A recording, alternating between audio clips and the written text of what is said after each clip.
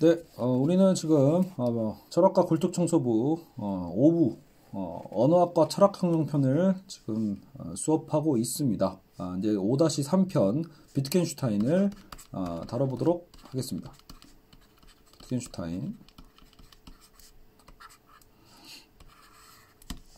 자, 아까 처음에 말씀드린 대로 비트겐슈타인은 초기 비트겐슈타인과 후기가 나눠지게 되어 있는데요. 일단은 오늘 우리가 다뤄야 되는 건 전기 비트겐슈타인이 아니라 후기의 비트겐슈타인이에요. 그래서 언어 게임의 개념을 배울 겁니다. 언어 게임과 언어적 실천. 그리고 이제 우린 마지막 부분에 이 실천의 개념에서 어떻게 이제 이게 막스와 연결되는지를 살펴보게 될 겁니다. 자, 일단은 비트겐슈타인의 이제 등장을 만들어내려면 일단 구조 언어학의 위기가 있어야겠죠. 아까 이제 소시르까지 우리가 살펴봤는데 구조 언어학의 어떤 한계와 문제점이 있기 때문에 이제 비트겐슈타인의 연구가 필요했던 거 아니겠어요? 그래서 구조 언어학의 난점을 살펴볼 텐데, 자, 어쨌든 구조 언어학은 언어와 인간에 대한, 그리고 구조와 주체에 대한 새로운 사고를 가능하게 해줬죠. 우리 인간의 삶이라는 게 언어와 언어의 어떤 체계 속에서 구성된다라는 걸 보여준 거니까요. 그러나 그것은 또 언어학으로 설명해야 될, 그러나 구조주의적으로 설명하기 힘든 문제를 갖고 있다. 언어와 대상 사이에 어떤 실제적 연관을 상정하는 실증주의 입장과 비교해서 그 난점을 살펴보자, 이렇게 나오는데, 그거 아까 비트겐슈타인의 어떤 전기 비트겐슈타인의 핵심이 뭐였냐면 언어는 문법의 환상이라고 했잖아요. 말 잘못했네요. 철학은 문법의 환상이라고 했죠. 철학은 문법의 환상에 불과하다라고 얘기했던 사람들이 누구였냐면 아까 분석 철학, 논리 실증주의 이렇게 얘기했단 말이에요. 그래서 이 책에서도 일단은 구조 언어학과, 이건 구조 언어학은 구조주의는 소시르를 얘기하는 거고, 논리 실증주의는 보통 뭐 버트란드 러셀이나 혹은 그 당시에 있었던 그 분석 철학자들이 있어요. 오스트리아의 학자들. 이쪽 개념이라고 보시면 됩니다. 저희가 아까 기호와 지시체 얘기할 때 반영론 얘기했었죠. 기호와 지시체는 이제 동일하다, 일치한다, 이렇게 얘기하고 있는 그런 개념이고, 이제 구조 언어학은 우리가 방금 배운 것처럼 언어학적인 어떤 랑그의 어떤 체계가 더 중요한 거고요. 사회적인 어떤 자의성이지만 그 약속을 통해서 그래도 어떤 구성된 것이고. 어쨌든 이런 특성으로 일단 구분해서 볼 때 비트겐슈타인의 어떤 위치는 이 두 이론의 한계점에서 등장할 수 있게 됩니다. 자, 일단 논리 실증주의 어떤 이제 버트란드 러셀 같은 경우에 이제 우리가 만약에 치즈라는 게 있어요. 치즈라는 기호가 있어요. 근데 우리는 실제 치즈 있죠. 실제 치즈라는 비언어적인 지식을 가지고 있지 않으면 어떤 사람도 치즈라는 낱말을 이해할 수 없을 거라고 얘기하는 게 일단 분석 철학의 주장이에요. 진짜 있어야지 치즈라는 비언어적인 어떤 그 실체가 정말로 존재하고 있을 때 그거랑 이제 매칭을 하는 거죠. 실제와 이 지시체와 기호가 일치하냐 안 하냐를 따진다고 했잖아요. 그러니까 이 일치성을 우리가 알고 있어야 되는 거죠. 이 실제에 대한 지식과 이게 없으면은 우린 치즈를 알 수가 없다, 이렇게 얘기하는 거죠. 자, 그러나 지시체와 기호의 관계가 이게 자의적이다라고 보는 구조 언어학의 입장에서는 기호에 대해서 꼭 알아야 될 필요가 있는가? 기호는 서로 긴밀하게 엮인 하나의 체계를 이루고 있다고 보고 있기 때문에 그 낱말은 다른 기호들에 의해서 충분히 정의될 수 있다. 실제 치즈를 모르더라도 우리가 예를 들어 우유를 알고 있고 우유가 응고된다라는 응고의 개념을 알고 있다라면 충분히 우리는 치즈에 대해서도 알 수 있다라고 짐작할 수 있다라고 얘기를 합니다. 그러니까 차이를 통해서 치즈라는 단어를 충분히 파악할 수 있다라고 보는 거죠. 자, 그러나 여기서 난점이 생기는 것은 만약에 여러분 치즈를 모르는 사람이 우유와 응고라는 단어도 꼭 안다라는 보장이 없거든요. 그러니까 만약에 치즈를 설명하기 위해서 결국은 또 여기서 보면 되게 어려운 말이 나오는데 커드로 만들어진 음식이 치즈라고 정의되어 있대요. 영양사전에서는요. 그러니까 그러면 대체 커드, 응결된 우유란 뜻인데 그건 또 무슨 말이지 하고 또 찾아봐야 되고, 예를 들어 우유가 뭔지 몰라. 그 우유란 단어를 또 찾아봐야 되고, 응고가 무슨 말인지 모르면 또 찾아봐야 되고, 찾다 보면은 사실상 결국은 계속해서 어려운 단어들만 더 쏟아져 나올 뿐이죠. 여러분 지금 우리가 이 치즈란 단어를 모른다는 전제하에서 치즈만 모르면 다행이지만 우리가 만약에 외국어야 외국어에 전혀 모르는 단어가 처음 등장했을 때 그 단어를 모른다고 해서 영영사전 찾으면 알 수 있는가? 전혀 모르죠, 사실은요. 어느 정도 공부가 된 다음에 전제가 되어야지만 우리는 영영사전을 이해할 수 있잖아요. 그런 것처럼 언어 구조주의는 벌써 어느 정도는 그것을 전제하고 이렇게 얘기를 하는 셈인 거예요. 하지만 정말로 우리가 생판 지식이 없다라고 생각해 보면 이제 구조 언어학이 갖고 있는 이런 개념은 좀 틀렸다라는 걸 알 수 있죠. 예. 결국은 치즈를 알아보려다가 사실상 이제 여러 수많은 단어를 또 찾아봐야 되고 수많은 단어를 찾다 보면 다시 또 치즈로 귀결되는 문제가 생긴다라는 거예요.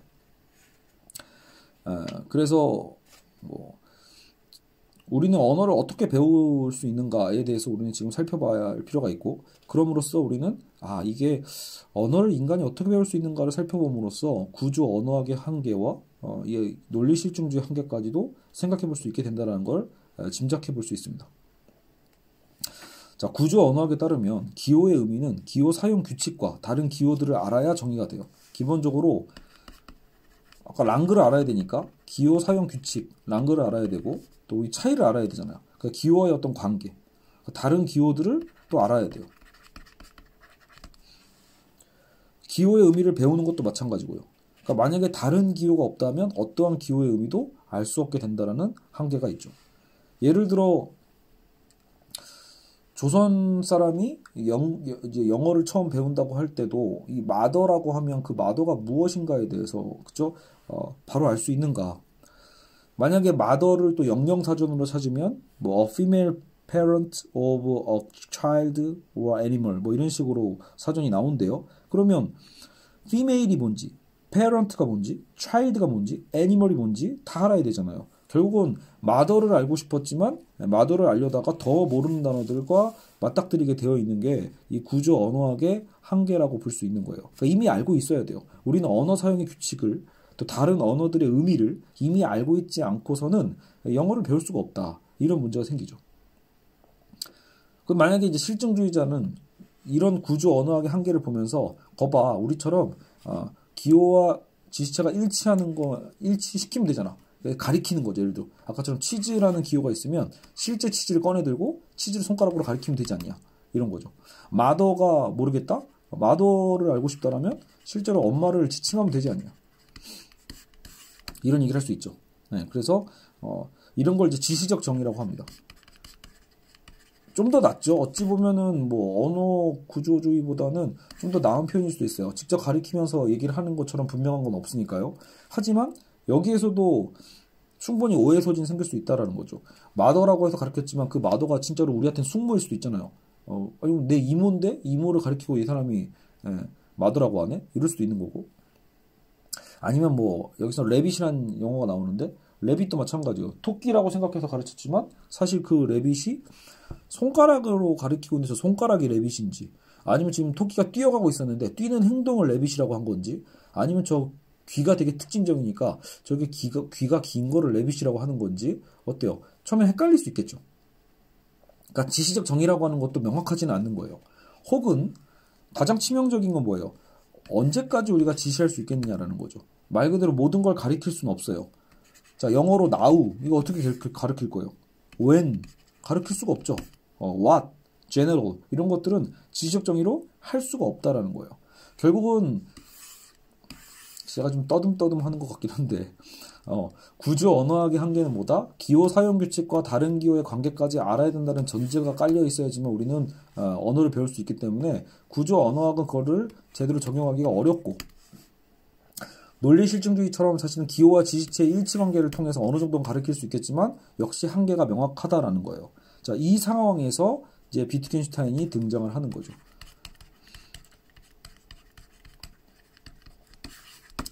그래서 물론 그 초기 비트겐슈타인이 여기에 연결된다고 제가 미리 얘기를 했잖아요. 그러니까 초기 비트겐슈타인도 이 논리실증주의와 크게 다르지는 않아요. 실제로 논리실증주의자들의 어떤 바이블이 비트겐슈타인이 썼던 논리철학 논고거든요. 논고.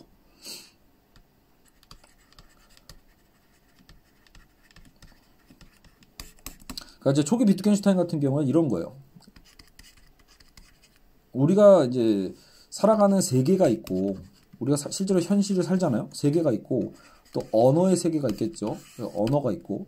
그러면 세계에서 벌어지는 사실은 언어의 세계에서는 명제로 이제 매칭할 수 있어요.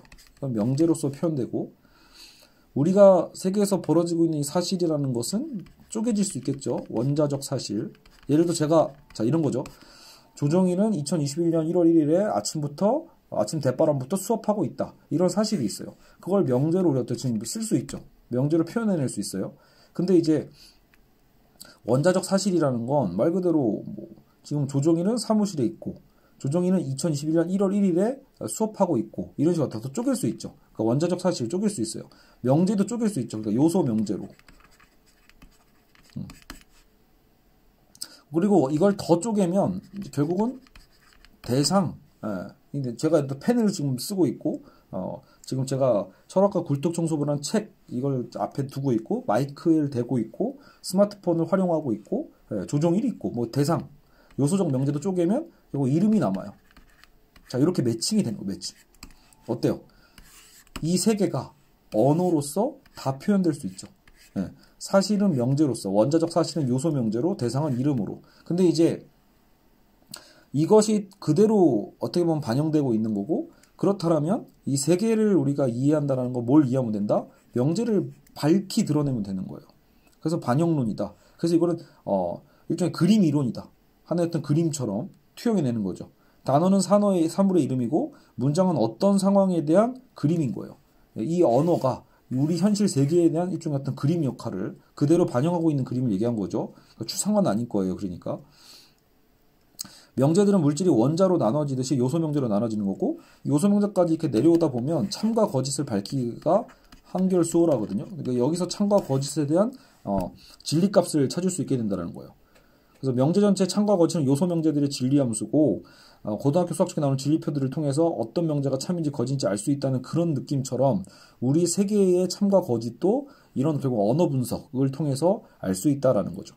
그게 이제 초기 비트겐슈타인이에요. 전기 비트겐슈타인이 하고자 했던 얘기가 바로 이거다. 세계라는 것은 언어의 문제고, 결국 언어를 요소 명제로 다 나눠서 진리값을 찾으면 결국은 세계의 어떤 문제도 다 해소할 수 있다. 이렇게 얘기했던 게 초기 비트겐슈타인인 거예요. 깔끔하게 떨어진다는 장점인 것 같지만, 실제로 이제 비트겐슈타인이 이렇게 이 책을 실제로 20대 초반인가 그때 쓴단 말이에요. 그것도 전쟁통에. 근데 논리철학 뭔가 되게 얇은 책이고요. 근데 물론 매우 정교하게 정돈되어 있는 책이기 때문에 한편으로는 이게 뭔가 수학책인지 구분이 안 갈 정도로 굉장히 디테일합니다. 근데 이제 제가 지금 논리철학 논고 작년에 이제 막 수업하다가 한 4강인가 5강까지 하다가 멈췄잖아요. 이제 뭐 새 계속 해달라 하시는 분도 있는데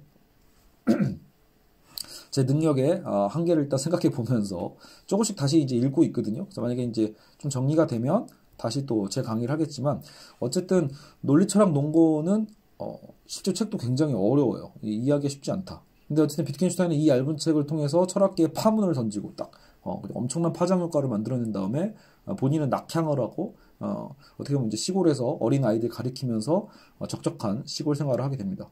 근데 거기서 비트겐슈타인이 10년 만에 다시 깨닫고 되돌아오게 된단 말이에요. 그러면서 자기의 전기 이론을 뒤집으면서 후기의 어떤 개념으로 넘어가게 되는 거예요. 왜 그러냐? 현실에서 보니까 자기는 이렇게 세계를 봤는데, 현실에서 아이들을 가르치고 아까처럼 언어를 가르쳤을 거 아니에요. 이 세계에 대한 것들을 가르쳤을 거 아니에요. 가르치다 보니 본인의 이론이 실제로 안 맞는다라는 것을 알게 되는 거예요. 뭔가 불일치가 되는 거죠. 그러면서 후기로 넘어오면 아까처럼 사물의 어떤 그 이름, 그거 자체를 이미 부정해버립니다. 단어는 사물의 이름이 아니다. 그죠? 예를 들어 그리고, 언제, 아까처럼 뭐 이런 when 이런 것처럼 단어의 의미라는 건 결국은 다 이름화 시킬 수 없거든요. 그러면 단어의 의미는 무엇인가? 단어의 의미는 이름이 아니라 말 그대로 사용되는 용법이다.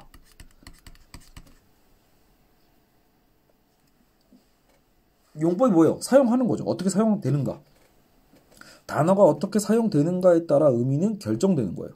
어떤 단어의 그 의미를 안다는 건 사실 우리는 뭐다? 그 단어에 사용하는 방법을 안다라는 거죠. 야, 나는 그 커피 믹스 뭔지 알아? 라고 하는 건 뭐예요? 커피 믹스가 어떤 용도인지를 아는 거고, 그리고 어떻게 타먹어야 되는지도 알고 있는 거죠. 용법인 거예요. 그렇게 말하면 아까 얘기했던 우리가 표현하기 힘들었던 뭐 mother부터 시작해서 now, when, general 같은 모든 단어들이 사실상 우리가 어떻게 익힐 수 있다? 언어 구조주의 측면도 아니고 논리 실증주의 어떤 지체 체계가 아니라 반복을 통해서 할 수 있죠. 용법이라는 건 결국은 우리가 반복을 통해서 배우는 거거든요. 설명도 설명이지만 결국 우리가 해보는 거죠. 반복하고 그걸 어떤 경우에 어떻게 사용하는 걸 배움으로써 단어의 의미를 파악할 수 있어요. 그럼으로써 구조 언어학과 실증주의 간극을 가볍게 뛰어넘을 수 있다. 알겠죠? 그만큼 어떻게 사용하는가에 대한 용법에 따라서 우리는 그것을 충분히 컨텍스트, 그 맥락도 중요하죠. 사용법을 통해서 익힌다라는 건 반복과 그 맥락에 대한 파악 능력이에요. 그래서 어떤 역할을 하고 있는가. 예를 들어 뭐 물이라고 말할 때도 사례를 통해서 물이라는 하나의 어떤 의미를 갖고 있는 이 단어도 예를 들어 뭐 사막에서 발견되는 그 물과 그렇죠? 워터 그렇죠? 그 사막에서 물을 발견했을 때 외치는 그 워터라는 그 물의 의미와 아니면 그냥 일상에서 공부하다가 엄마 물 이렇게 얘기하는 거랑 아니면 물을 쏟았어 물 이렇게 얘기하는 거랑 다 다르죠. 같은 물은 물인데 지시체는 같지만 실제로 다른 방식으로 쓰여지고 있단 말이에요. 그렇죠? 이러한 의미의 차이는 동일한 단어가 상이한 맥락에서 상이한 방식으로 사용되는 거예요. 그러니까 어떻게 사용되는가에 따라서 같은 단어도 다른 방식으로 활용이 되죠. 언어를 습득하는 것도 아까도 얘기했지만 우리는 단어의 의미를 일단 알아야 되고 단어를 알아야 되고 사용되는 규칙을 알아야 돼요. 근데 아까처럼 언어 구조주의 같은 경우에는 단어의 의미를 알려면 규칙을 또 알아야 되고 규칙을 알려면 최소 단어의 의미를 또 알아야 되니까 이게 악순환이 생기거든요. 언어 구조주의는. 근데 이 용법론에 의하면은 아무 문제가 안 되죠. 결국은 동시에 배울 수도 있게 되는 거예요. 뭘 통해서? 시행착오를 통해서. 단어를 몰라도 규칙을 배울 수 있고 규칙을 몰라도 단어를 배울 수 있는 게 바로 비트겐슈타인의 용법의 개념이에요. 단어의 의미는 그 단어의 용법이니까 결국은 여기서 이제 가장 중요한 단어가 튀어나오죠. 실천이 튀어나오는 거예요. 실천을 통해서 아까 반복이라는 건 결국 실천이죠. 시행착오기도 하고요. 어떻게 보면 결국은 우리가 뭔가 하는 행위, 실천을 통해서 우리는 그것을 배울 수 있게 된다. 그것을 사용하는 실천을 통해서 얼마든지 배운다. 미국에서 슈퍼마켓을 운영하는 한국인이 실제로 영어 문법을 잘 모르더라도 슈퍼마켓을 운영하는 데는 큰 문제가 없습니다. 왜요? 실전에서 수많은 반복을 했을 테니까요. 시행착오를 통해서 요런 단어랑 요런 어떤 제스처, 요런 어떤 것만 해도 다 알아듣는구나 라고 할 수 있는 거죠. 문법책만 20년 공부한 사람보다 그래서 과감하게 뛰어들어서 되든 안 되든 영어를 사용해본 회사원이 영어를 잘하는 것과 같은 원리다. 그래서 굉장히 타당성이 있죠. 문법이 중요하지 않다는 얘기는 아니에요. 하지만 실제로 그것을 어떻게든 사용하는 이 맥락 속에 들어가서 실천하는 과정이 중요한 거죠. 결국은 여기서 또 하나의 중요한 개념은 생활 형태, 생활 방식이에요. 비트겐슈타인을 통해서 강조되는 것은 생활 형태다. 우리는 그걸 배우는 거거든요. 어찌 보면 이건 뭐 문화일 수도 있는데 우리마다 한국이면 한국의 고유한 생활 방식이 있고 한국의 생활 방식이 있고 미국의 생활 방식이 있고 뭐 중국의 생활 방식이 있는 것처럼 어찌 보면 우리가 용법을 통해서 배우는 것들은 그 세계의 어떤 생활 방식들일 거예요. 그래서 언어 게임이란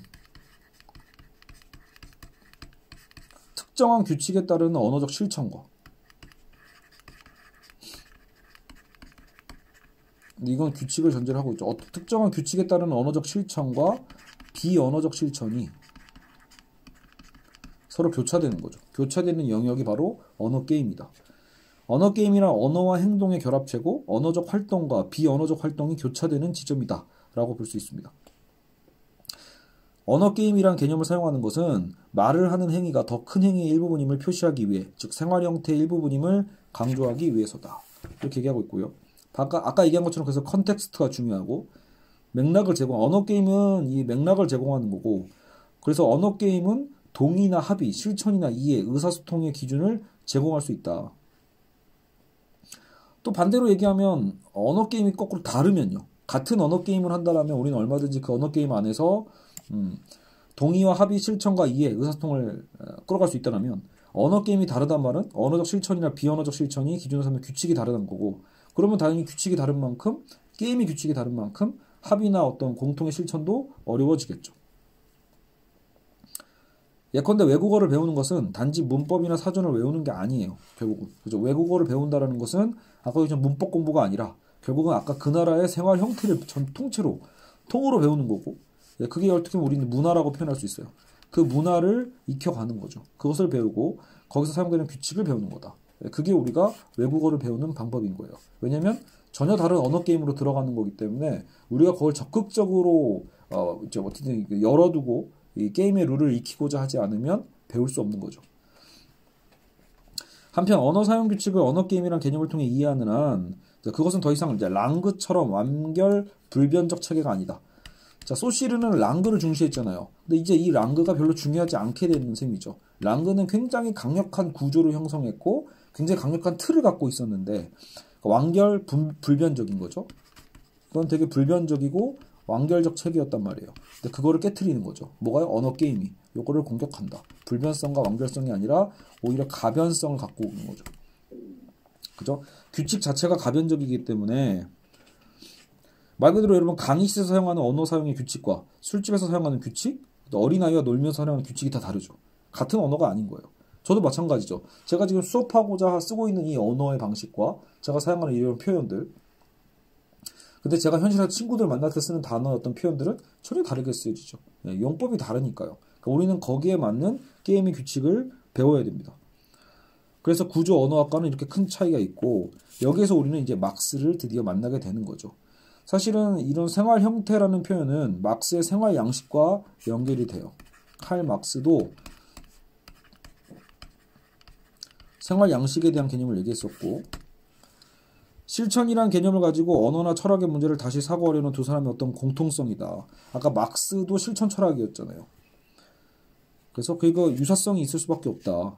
결국 이거는 이진경 선생님이 지금 이 책을 통해서 더욱더 강조하는 부분인 것 같아요. 그래서 왜냐면 비트겐슈타인이 막스를 좋아했거나 공부했다 뭐 이런 흔적이 없거든요. 그러니까 사실은 이제 우연일 수도 있겠지만 결국은 비트겐슈타인이 도달했던 이 귀착점이 사실은 막스가 얘기했던 이런 실천 철학의 양식과 굉장히 비슷하다라는 거예요. 막스도 왜 노동하다, 노동을 얘기할 때 일하다라고 할 때도 일하다가 전자로 자본주의의 노동이 될 수도 있지만 여러분 그 가사 노동이 될 수도 있고 혹은 고대 노예제에서 말했던 일하는 방식과 중세에 일하는 방식과 근대 자본주의에서 일하는 방식이 또 다르거든요. 그만큼 그런 것도 결국은 거기에 대한 행위 양식들이 다 다른 거죠. 거기에 맞춰서 우리는 또 분석을 해야 됩니다. 어디서는 노동으로 인정되고 또 어디서는 노동으로 인정되지 않거든요.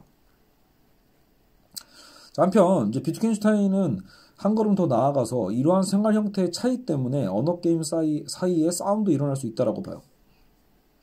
자, 생활 형태의 차이가 언어 게임 사이에 싸움을 일어나게 한다. 공동의 상황에서 언어를 상충되는 방식으로 사용하는 일은 자주 접하는 일이고 그래서 언어 게임의 싸움, 상이한 의미들이 충돌하는 사태는 결국은 생활 형태가 다르기 때문에 나타나는 거다. 이러한 싸움에서 공통의 실천 혹은 상황의 공유가 가능하다면 의미나 규칙을 확인하고 수정하는 것은 가능하다고 말하죠. 자, 그러나 예를 들어 자유나 평등처럼 되게 추상적인 개념들 있잖아요. 추상적이지만 또 매우 중요하죠. 자유나 평등과 같은 단어들에 대해서는 합의 도달이 그래도 쉽지가 않다. 이것을 상반되게 사용하는 두 집단의 생활 형태는 완전히 다르며 공통의 실천이 존재하기 어렵고 공통의 의미를 형성하기 어렵기 때문이다. 그래서 충돌과 대립이 그래서 주로 나타나는 거다. 자, 그러면 저는 이제 이런 생각을 좀 해보고 싶더라고요. 한국 사회도 사실은 같은 한국적 문화에서 우리가 한국의 언어를 배우는 거야 뭐 비트겐슈타인의 언어 게임의 개념에서 충분히 이해할 수 있는데 우리나라 안에서도 진보와 보수가 굉장히 나뉘어져 있잖아요. 근데 결국 생각해 보면은 같은 한국의 생활 형태를 갖고 있는 것 같지만 또 한편으로는 다른 언어 게임을 갖고 있는 걸 수도 있죠. 그러니까 자유와 평등에 대해서도 같은 자유여도 실제로 어때요? 여러분 자유도 보수적인 자유는 주로 경제의 어떤 자유에 더 가깝죠. 내가 내 능력으로 벌어먹고 살 수 있는 그 자유. 그러면 정부는 거기에 개입하지 마라. 이런 식으로 얘기한단 말이에요. 그러니까 보수는 약간 경제적 자유에 대해서 얘기 많이 하고 진보는 정치적 자유에 대한 얘기를 많이 한단 말이에요. 오히려. 혹은 도덕적인 어떤 자유의 개념? 뭐 이런 거죠. 그러니까 페미니즘에 대한 것도 그렇고 아니면 뭐 제3의 성, 게이에 대한 어떤 문제도 그렇고 그걸 개개별 어떤 자유에 대한 개념으로서 보증해 달라고 하잖아요. 그러니까 서로 자유에 대한 강조를 하지만 그 자유에 쓰이는 맥락이 상당히 달라요. 그렇기 때문에 평등도 다르죠.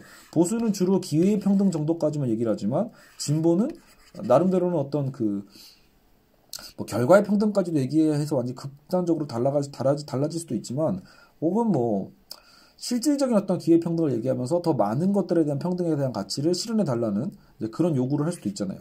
그러니까 보수가 보는 자유와 진보가 보는 평등에 대한 게임이 다른 걸 수도 있어요. 그러니까 결국 그들의 어떤 언어 게임이 다르기 때문에 사실상 대화하는 것도 쉽지가 않다라는 거죠.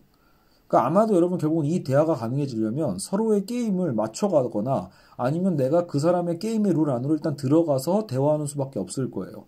만약에 각자가 갖고 있는 언어 게임의 틀 안에만 갇혀 있다라면 절대로 대화가 이루어지지 않겠죠.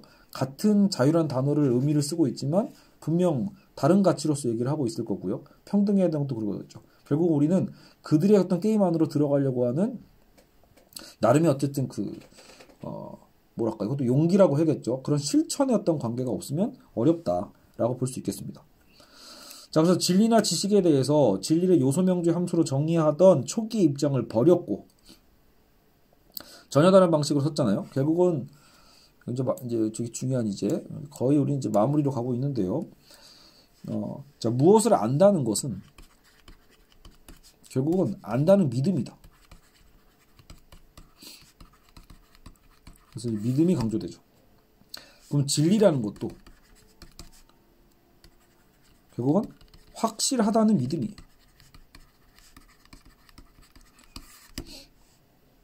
그러니까 지금 비트겐슈타인은 명확한 진리를 얘기하려고 하는 게 아닌 거예요. 절대적이고 불변적 진리가 아니라 우리가 아는 지식이라는 것도 진리라는 것도 결국은 그 안다는 믿음과 확실하다는 믿음인데 여기서 우리가 이제 오해할 수 있는 건 믿음이라는 건 굉장히 주관적인 거 아닌가요? 그러면 그죠? 그러면 그때그때 다를 수 있는 거? 뭐 이런 건데 그게 아니라 어쨌든 그 믿음은 어떤 방식으로든 우리는 정당화할 거라는 거.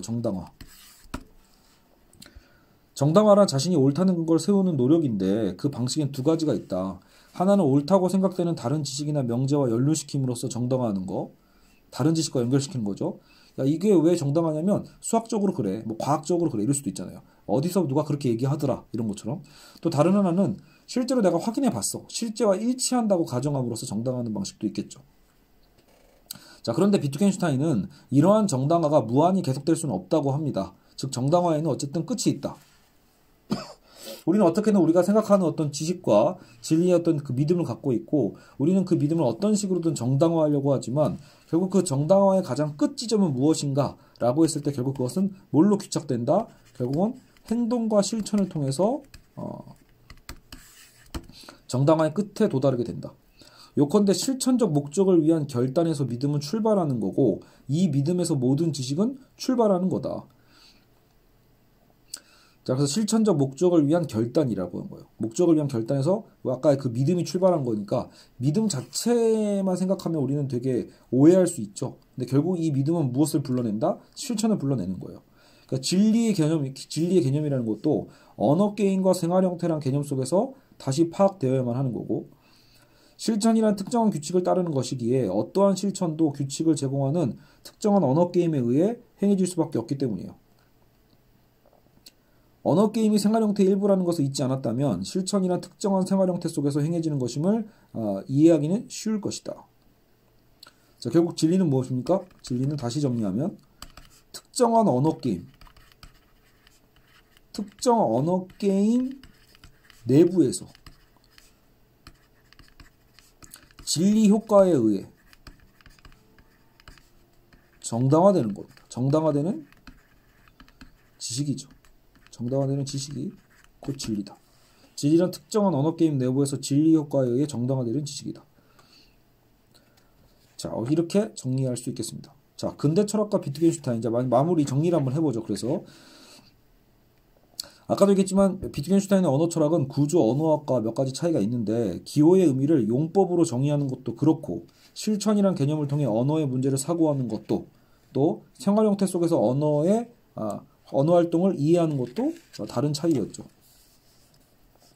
자, 비트겐슈타인을 정리하는 과정에서 자, 용법이 되게 중요했고 실천 그리고 생활 형태 다 중요한 포인트들이죠. 그래서 그걸 통해서 언어 활동을 이해한다. 특히 둘의 차이가 두드러지는 건 비트겐슈타인의 언어 철학에는 구조 언어학과 달리 항상 이미 정해진 의미 구조, 완결된 체계를 이루는 의미 구조 같은 게 없다라는 거. 그렇죠. 그런 구조를 타파하는 거예요.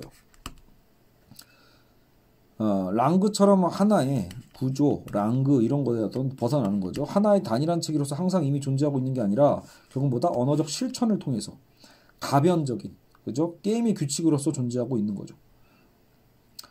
랑그는 결국은 불변적 실체가 되는 게 아니라 어쩌면 일종의 가족 유사성을 갖는 규칙들의 집합이다. 랑그 자체를 부정하는 게 아니죠. 그러니까 당연히 문법 체계는 필요하지만 그 문법의 불변성이 아니라 사실은 일종의 어떤 가족 유사성, 유사한 어떤 규칙들의 집합이다. 기표의 의미가 용법이라면 그것이 도달해야 될 본래적 지점이 따로 있는 게 아니라, 그러니까 왜 기표가 기의에 닿지 못한다를 말할 필요가 없는 거예요. 어차피 그 기표라는 게 딱히 도달해야 될 본래적 지점이 따로 있지 않기 때문에 기표의 미끄러짐 같은 건 존재하지도 않는다. 선언적 구조도 없는 것이고, 그렇죠? 그래서 그 규정하는 어떤 그 상황과 규칙, 그 실천에 어쨌든 주목해야 하는 것이고, 이러한 차이로 인해서 사실은 아까처럼 그 외국어를 배운다, 언어를 배운다고 할 때 굉장히 효율적으로 접근할 수 있는 방법이 바로 이 비트겐슈타인의 용법의 개념이죠. 혹은 생활 형태라는 좀 더 포괄적인 것의 일부분으로 다루기 때문에 언어 자체만을 독립시켰을 때와는 달리 언어의 변화를 이해할 수 있는 개념적 공간 또한 마련할 수 있어요. 말 그대로 뭐 비언어적 실천, 언어적 실천과 비언어적 실천, 언어와 언어 외적인 것의 관계를 이해해 줄 수 있는 그 연관고리까지도 살펴볼 수 있게 해준다는 것이죠. 자, 그리고 아까 우리가 이제 진리에 대해서 믿음에 대한 얘기로 마무리를 했었죠. 믿음의 문제다. 그 믿음은 실천과 생활 형태에 의해 만들어지는 것이지만 말입니다. 이게 중요한 포인트죠. 그러니까 우리가 뭐 그냥 뭐 종교적 믿음이 아니잖아요. 지금 비트겐슈타인이 말하고 싶은 게 종교적 믿음 뭐 이런 게 아니에요. 실천과 생활 형태에 의해서 만들어지는 것이고, 그 지식을 이런 관점에서 파악함으로써 대상과 개념의 일치 혹은 대상과 주관의 일치라는 근대적 진리 개념으로부터 완전히 벗어납니다. 우리가 지금 철학과 굴뚝청소부는 사실은 이제 어떻게 대상과 주관이 일치할 수 있는가, 어떻게 주체가 대상을 인식할 수 있는가, 뭐 이런 근대적 진리 개념을 갖고 있었잖아요. 그러나 이러한 이제 믿음 체계로 넘어가고 실천과 생활 형태로 넘어가기 시작하면 사실상 이제 그 문제는 해소가 되어 버린다. 어떻게 일치하는가에 대한 문제가 아니라, 그렇죠? 어떻게 실천하는가에 대한 문제니까요. 그래서 진리를 특정한 언어 게임 내부에서 진리 효과에 의해 정당화되는 지식이라고 아까 그렇게 정리를 해놨었죠. 언어 게임 내부에서 진리라는 믿음을 지속할 수 있는 지식이 바로 진리일 거라는 생각. 자, 그래서 이런 점에서 본다면 실천은 실증주의자의 생각처럼 진리를 검증해주는 기능이 아니라 진리 효과에 의해 어떤 지식을 정당화하거나 부정하는 기능을 한다고 할 수 있겠습니다. 비트겐슈타인이 말하는 믿음이란 단순히 주관적인 신앙이라기보다는 이처럼 실천에 의해 유지되거나 파괴되는 것이고, 따라서 진리란 믿음의 함수이자 실천의 함수다. 이런 얘기를 하고 있죠. 믿음의 함수, 실천의 함수다. 함수값을 갚는다라는 거죠. 진리라는 건 그만큼 믿음에 대한 강도와 실천에 대한 어떤 행위 강도가 되게 중요한 부분을 차지합니다. 주체란 언어 게임을 통해 활동하는 개개인을 가리킨다고 하면 그것은 결국 생활 형태와 언어 게임 속에서, 그리고 그 언어 게임을 통해 형성되는 믿음에 의거해 만들어지는 것이라고 할 수 있을 것입니다. 이러한 언어 게임과 주체 간의 교우적 작동은 실천에 의해 이루어지고 있는 것이고, 이런 점에서 비트겐슈타인에게 실천의 개념이란 막스에게서 실천 개념이 그랬던 것처럼 결국은 근본적이고 중심축을 형성하고 있다. 막스의 실천과 사실 다를 바가 없다라는 거예요. 그래서 근데 이렇게 보면 실천의 관계를 통해서 결국은 아까처럼 확고한 어쨌든 뭐 절대적이고 불변적인 어떤 구조, 랑그 뭐 이런 값을 해체하는 거잖아요. 그러면 어떤 면에서는 뭐 단순화시키면 좀 상대적인 측면이 없잖아 있겠죠. 상대성이라는 게. 그래서 뭐 당연히 이제 뭐 철학과 굴뚝청소부에서 다루고 있지는 않지만 알랭 바디우 같은 현대 철학자 중에는 이제 흔치 않는 사람이에요. 알랭 바디우처럼 오히려 그 진리값이 있다라고 또 보편적 진리에 대한 가능성을 검토하는 그런 철학자도 있단 말이에요. 그러니까 바디우 같은 사람이 그래서 나중에 이제 비트겐슈타인을 얘기할 때 어떤 현대의 어떤 소피스트의 어떤 개념으로 지칭을 하거든요. 이게 좀 흥미로웠거든요. 소피스트는 누구예요? 사실은 고대 그리스에서 이제 대표적인 상대주의자들이죠.